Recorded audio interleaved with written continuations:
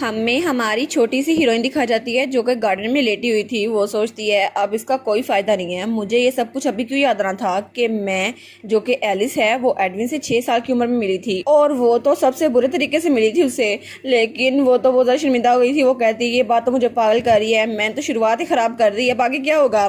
तभी वहाँ पर उसका डॉक्टर आता है इवान। वो कहता है आप क्या चाहती हैं, तो वो उसको देखती है तो वो कहती है नहीं नहीं मेरी फिक्र ना करो, और मुंह पीछे कर लेती है। तो वो कहता है अच्छा, लेकिन वो उससे कहता है आप यहाँ पे लेटी हुई हैं, इससे अच्छा है वॉक पे चली जाएं। वो कहती है नहीं नहीं मुझे वॉक पे नहीं जाना, वैसे भी ये बहुत बड़ा काम है, मुझे किसी का बगैर वॉक पे नहीं जाना, अकेले जाने में मुझे डर लगता है। तो वो कहता है अच्छा आप अकेली नहीं जाएंगी, मैं आपके साथ चलता हूँ। वो कहती है कि सच में तुम मेरे साथ चलोगे। वो कहता है जी जी बिल्कुल, ये एक वॉक ही है। तो वो उसको लगा लेती है। वो कहती है ईवान, तो वो कहता है मिस क्या हुआ। तो तब वो कहती है ठीक है हम लोग चलते हैं। और तब वो अपने कमरे में जा रही थी। वो कहती है प्लीज़ थोड़ी देर के लिए मेरे यहाँ इंतजार करो, मैं थोड़ी देर में रेडी होकर बाहर आती हूँ। वो कहते हैं ओके।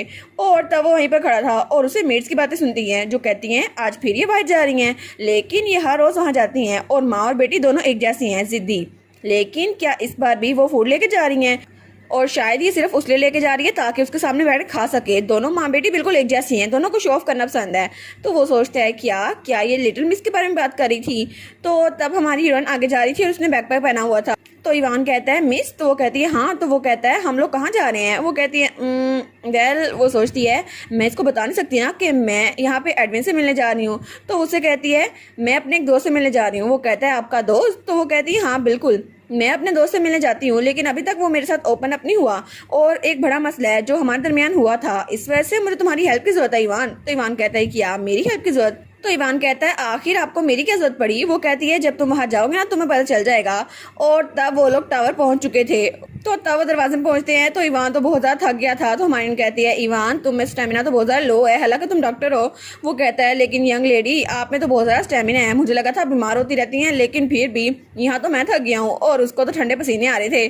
तो तब हमारी आगे जाते हुए कहती है ठीक है हमें बस ये सीढ़ियाँ चढ़नी है। वो कहता है ये सारी की सारी सीढ़ियाँ। वो कहती है हाँ। और तब वो तो अपना सर पकड़ लेता है, लेकिन वो कहता है एक मिनट मिस, क्या आप जिस दोस्त की बात कर रही थी वो लॉर्ड एडविन तो नहीं है जिसको यहाँ पे बंदी बना के रखा गया है, आप उससे दोस्ती कर चुकी हैं। वो कहती है हाँ बिल्कुल ठीक है। तो वो कहती है इवान, तो इवान कहता है कि हमें वहाँ जाना पड़ेगा। वो कहती है हाँ, लेकिन वो सोचता है एक छोटा बच्चा जो इस शैबी जगह पे कैद है, मुझे नहीं पता, लेकिन हमारी कहती है मुझे उसको बचाना ही होगा, इसलिए मैं उसके पास जा रही हूँ। तो वो कहती है अब से हम लोग जितना हो सके उतना कम बात करेंगे, ठीक है। वो कहता है लेकिन क्यों। तो हमारी कहती है हमें स्टेमिना तो बचा के रखना है ना। वो कहता है हाँ इस बात पर मैं बिल्कुल एग्री करता हूँ। और तब वो लोग बहुत मुश्किल से ऊपर पहुंच चुके थे और हमारी हीरोइन वो तो ताला खोलने में बिजी थी और इवान वो तो गहरी सांस ले रहा था। वो कहता है मैं तो बहुत ज्यादा थक गया। तो हमारी कहती है अगर तुम यहाँ 2-3 बार और आओगे ना इवान तुम इसकी आदत पड़ जाएगी। वो कहते हैं हाँ लेकिन। तब वो दरवाजा खोल लेती है। वो कहती है हेलो एडविन, आज तो मौसम बहुत ज़रा अच्छा है।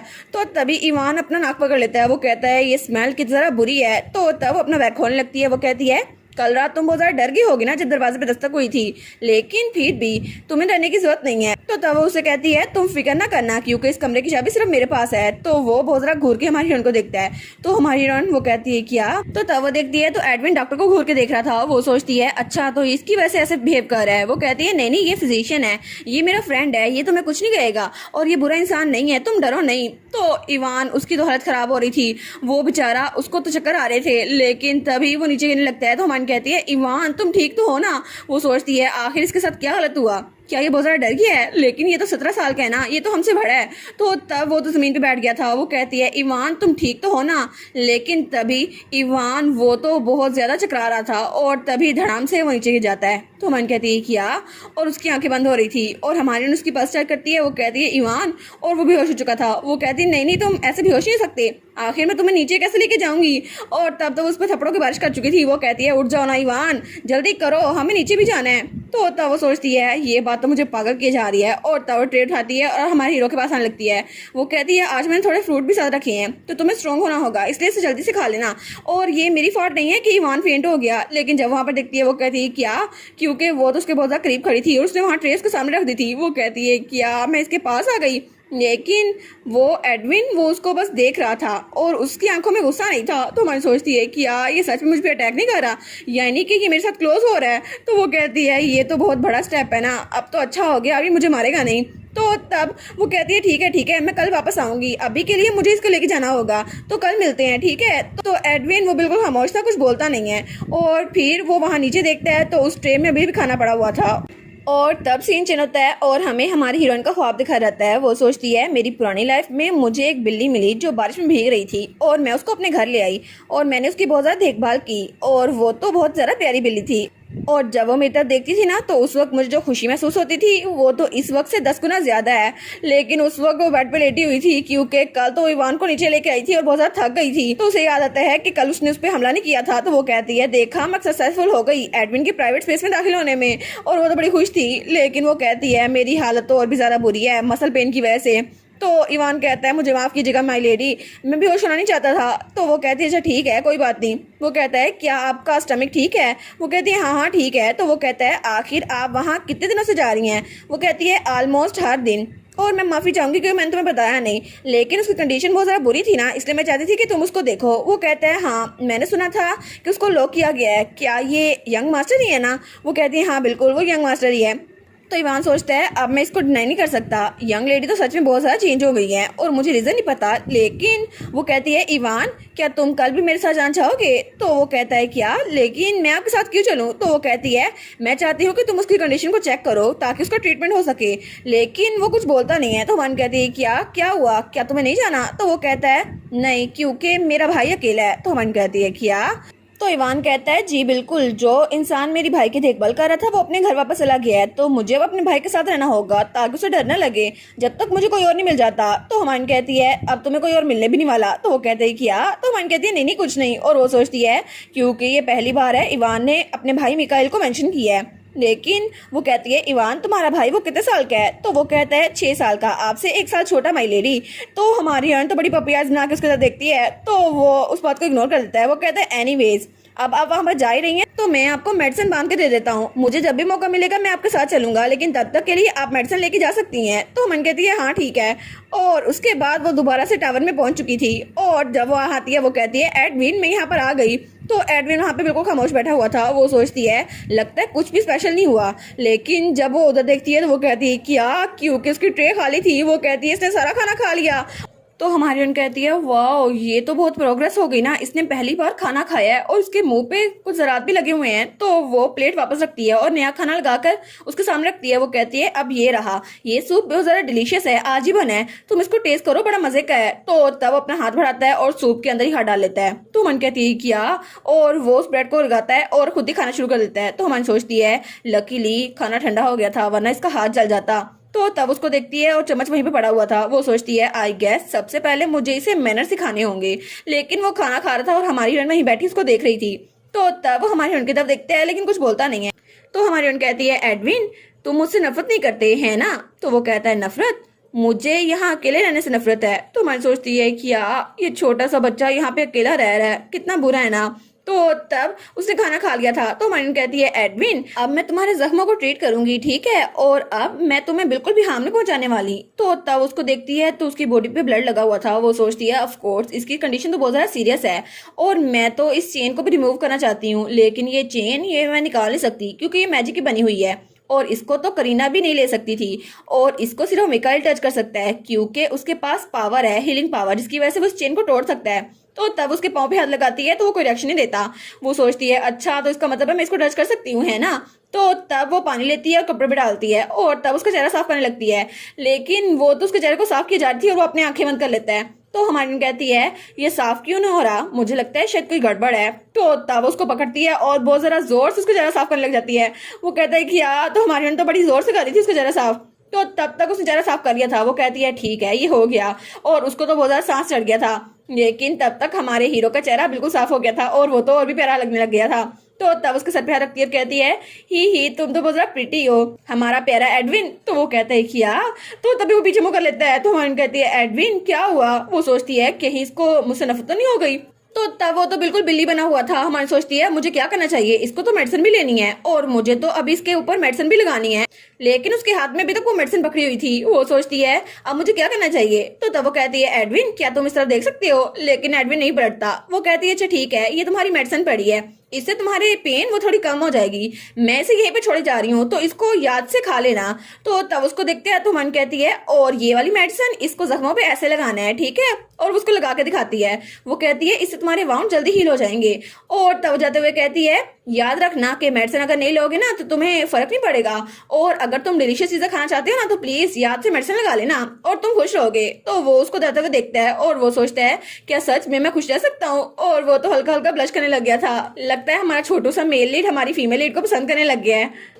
और तब सीन चेंज होता है और हमें अगले दिन का सीन दिखा रहता है जब वो वहां उस टावर में अकेला बैठा हुआ था, और वो तो बहुत ज्यादा तमीज से बैठा था और उसने अपनी मरहम पट्टी भी खुद ही कर ली थी, और वहां पर चूहे पानी पी रहे थे। लेकिन तभी उसे किसी चीज की आवाज आती है और हमारी हीरोइन सीढ़ियों से ऊपर आ रही थी। तो जैसे दरवाजा खुलता है हमारी कहती है हाय एडविन, आज तो मौसम बहुत ज्यादा खूबसूरत है। तो तब वो उसकी तरफ देखता है जैसे वो उसी का इंतजार कर रहा था।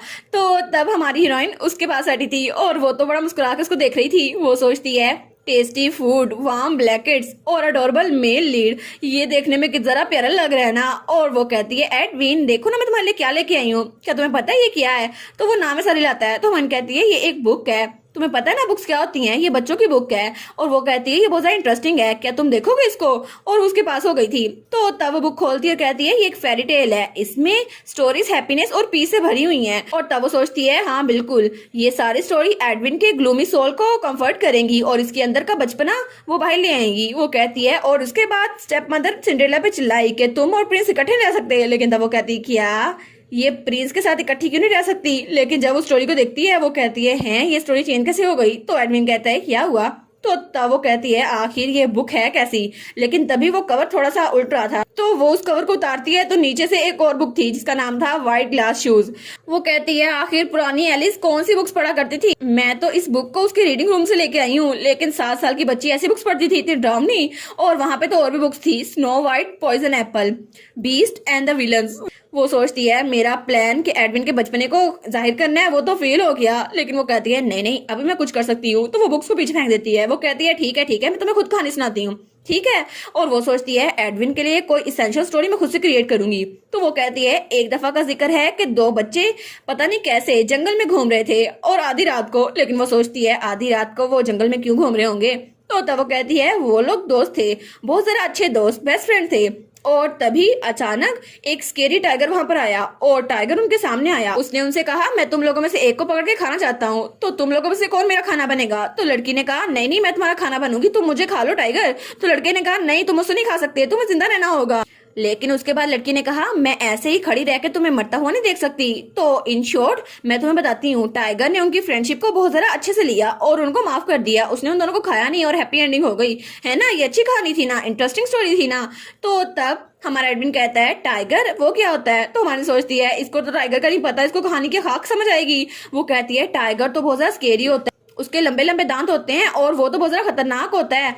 तो वो कहता है अच्छा तो क्या टाइगर के पास एक चाबुक भी होता है। तो मैंने सोचती है चाबुक, ये तो बिल्कुल मेरी मॉम को इमेजिन कर रहा है, क्या ये करीना की बात कर रहा था। वो कहता है अच्छा लेकिन फ्रेंड वो क्या होता है। तो मैंने सोचती है हाँ अब आई ना काम की बात। वो कहती है फ्रेंड्स वो ऐसे होते हैं जैसे तुम और मैं। तो वो कहता है मैं और तुम। तो वो कहती है हाँ बिल्कुल, फ्रेंड एक दूसरे को खाना देते हैं, एक दूसरे की हेल्प करते हैं, एक दूसरे को हील करते हैं, और मैं भी तुम्हारी फ्रेंड हूँ तो एक दूसरे को हमें हेल्प करनी चाहिए। वो कहता है लेकिन मेरे पास तो एलिस को देने के लिए कुछ भी नहीं है, क्या हम लोग अभी भी दोस्त हैं। वो कहती है ऑफ कोर्स हम लोग दोस्त हैं, क्योंकि हम लोग पहले दोस्त बन चुके हैं एडविन, क्योंकि मेरे लिए तुम बहुत ज्यादा अहम हो और एब्सोल्युटली हम एक दूसरे को नुकसान नहीं पहुंचाना। तो वो कहती है हम एक दूसरे की देखभाल करेंगे, ठीक है। तो तब वो कहता है एक दूसरे को प्रोटेक्ट करना है। वो कहती है हाँ बिल्कुल ठीक, यही करना है हमें, वेरी गुड। तो तब एडविन कहता है ठीक है तो मैं तुम्हारे लिए टाइगर को मार दूंगा। वो कहते है क्या। तो वो कहता है मैं सबको मार दूंगा। वो कहती है नहीं ये जरूरी नहीं है सबको मारना, तो तुम किसी को ना मारना मेरे लिए। और वो सोचती है मैं तो बहुत ज्यादा थक गई हूँ, लेकिन फिर भी ये करना तो जरूरी था ना। तो वो कहता है ठीक है तो मैं एलिस को प्रोटेक्ट करूंगा। और तब सीन चल रहा है और हमें कैपिटल का सीन दिखा रहता है और वहां पर एक बिल्डिंग थी और वहां पर एक आदमी बैठा हुआ था जो कि ड्यूक था, एडविन का फादर। और तब उसके पास कोई आता है। वो कहता है योर ग्रेस आपके मेन हाउस से एक लेटर आया है और वहां पे एक लेटर पड़ा हुआ था। तो ड्यूक कहता है लियम, इसमें लिखा हुआ है कि एलिस वो टावर में गई थी, है ना? तो लियम कहता है जी सर, क्या आपके कोई ऑर्डर्स है इस बारे में? वो कहता है नहीं, बस इसको इग्नोर कर दो, और वैसे भी कुछ दिनों में मैं वापस जाने वाला हूँ, तो मैं इस सबको खुद ही देख लूंगा कि वहां पर हो क्या रहा है, और इस सब से छुटकारा हासिल करना मेरा काम है कि आखिर मेरी गैर मौजूदगी में उस टावर में और उस घर में चल क्या रहा है। और इसी के साथ ये वाला पार्ट यहीं पर ख़त्म। तो आप लोग बताइएगा आप लोग को ये पार्ट कैसा लगा, और वीडियो को लाइक और चैनल को सब्सक्राइब लाजमी कीजिएगा। बाकी वीडियोस का लिंक भी स्क्रीन पर नज़र आ रहा होगा, तो काइंडली उनको भी चेकआउट कर ले। और thank you so much for watching my videos. Stay safe, bye bye.